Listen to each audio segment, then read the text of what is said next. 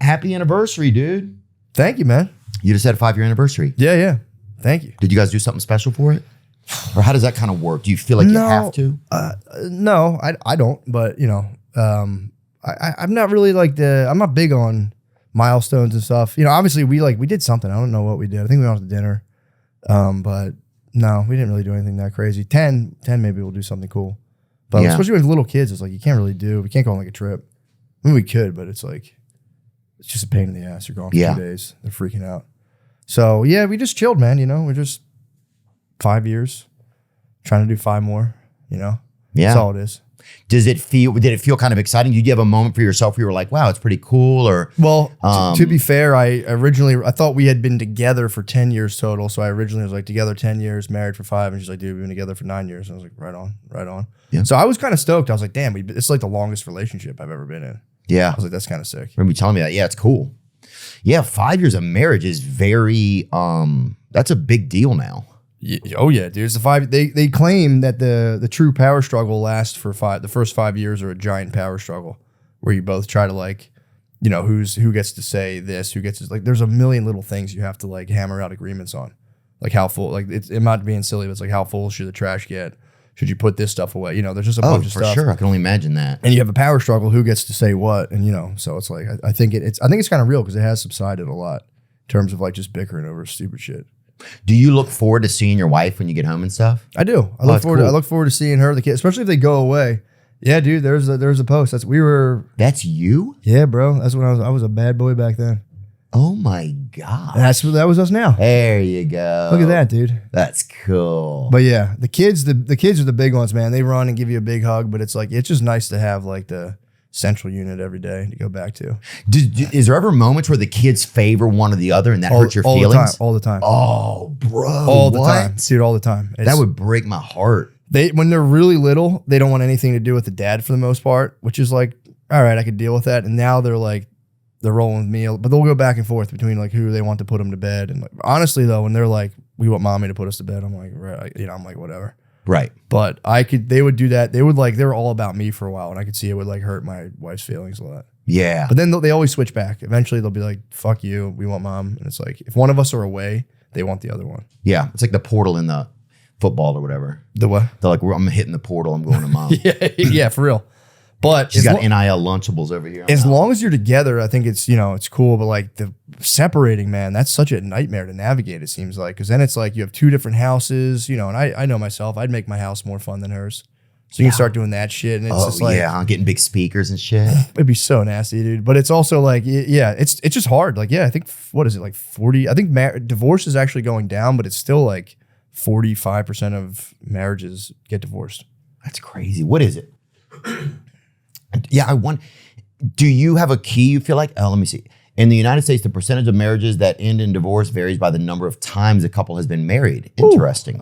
This is my second too, so I'm not, the odds are not in my favor. Wow. So first marriages, 41% of first marriages end in divorce. Second marriages, 60%. Third marriages, 73%. Yeah. Fourth marriage is just a man. Yeah. Fourth marriage is 100% of the time end in divorce. Man, it's what were you asking? If there's any secrets? Yeah, do you have a secret? Do you have something that you feel like you've kind of honestly learned, or you've been this helps, or this is something that I had to adjust about myself, or anything like that? Yeah, for me, it's I can only speak for myself, but it's and I think you could say it to other people, but it's you as a person, you have massive blind spots as the stuff you do that's not great. And it takes a lot when you get input on those things. It's so easy to be fuck you, shut up. You don't know what you're talking about. But over time, it can almost give you insight into aspects of yourself that you're yeah, I could probably change this a little bit. Or even in the heat of arguments, I'll hear something she'll say, and in my head, before I even have time, I'll be fuck that, that's bullshit. Then there'll be a part of my brain where fuck, that's kind of valid, but I'll be fuck this, I'm not losing this argument. So you start to get better at being you're right, that was fucked up of me. And then also you have to be but this is something, So it's just learning how to communicate. And in order to communicate, you got to take in a lot of kind of bad stuff about yourself without completely just getting floored to level 10, which you don't even realize is happening. Right. If that makes sense. Well, yeah, I guess you have somebody that I guess you were like, okay, I trust my spouse. I care about them. So I'm going to listen to some of their feedback.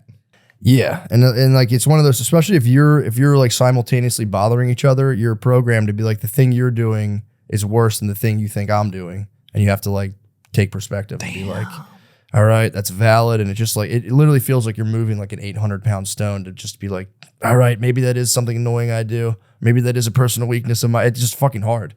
But you learn how to do it. I think it helps in the long run. Yeah. But, it's just like, dude, there's just so many facets to it. Because then you have kids, then it's like, well, who gets to dictate like the philosophy of the house and the flow of things? It's just a fucking lot, dude. It's just do you have to have conversations like about that kind of stuff all the time? You have to talk about that kind of stuff all the time, and it's like how should we parent? Yeah. Wow, that's cool though. But then you can't do it in front of the kids. But then you as it's going on, right. Every cell in your body's like, say it now, and you have to sit there and wait, and then like.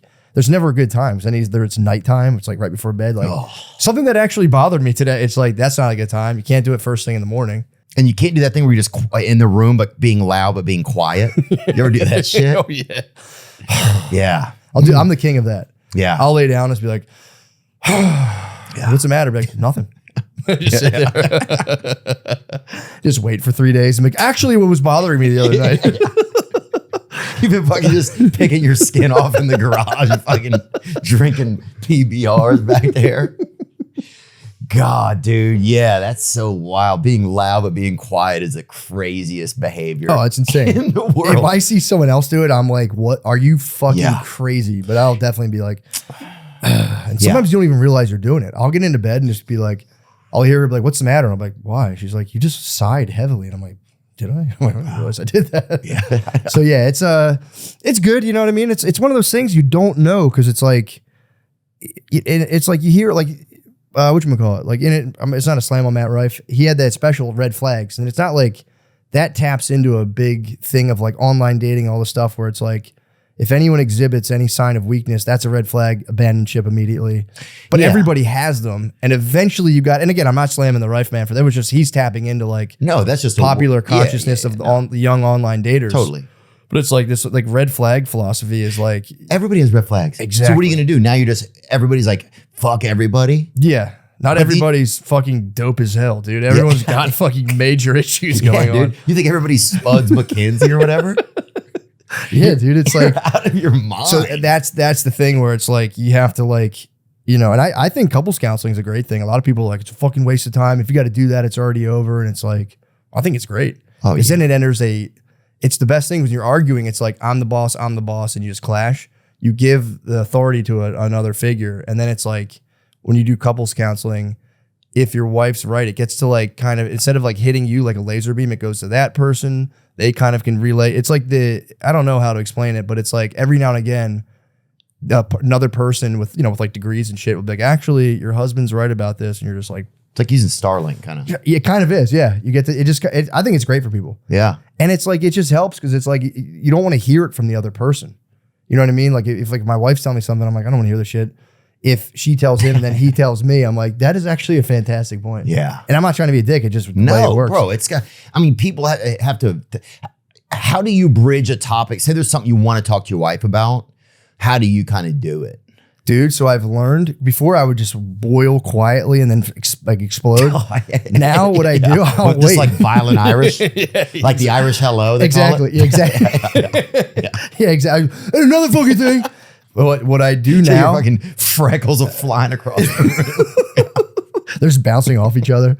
Yeah, the problem is it's like, all right, here I have a piece of information. If I relate to this person, they're going to have a big emotional reaction. That's going to get me all upset. So I'll just keep it to myself.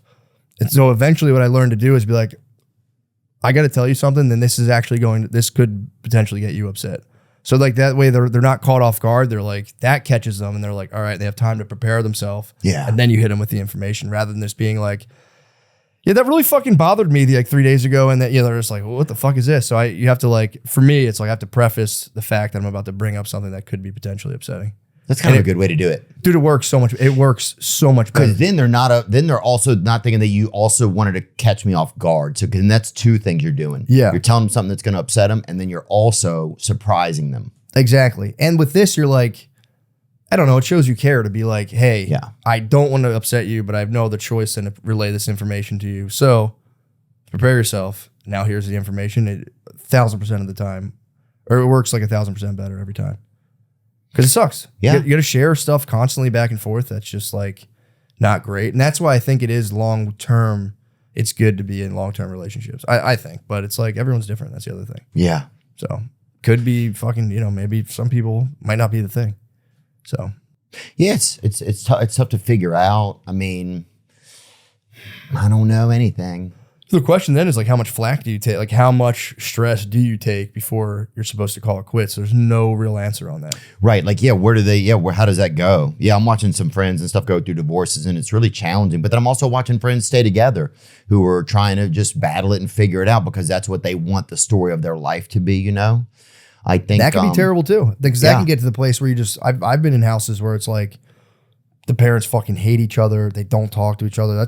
Could be even worse, honestly. Yeah, dude, we had a dude on our street when I was growing up. He tried to burn his family down like 3 fucking times, and his wife stayed with him every time. I was like, what are you guys doing? Like, that's for real? Yeah. Like, you are dumb, lady. Yeah. He was, and everybody knew, everybody knew how much he didn't like her.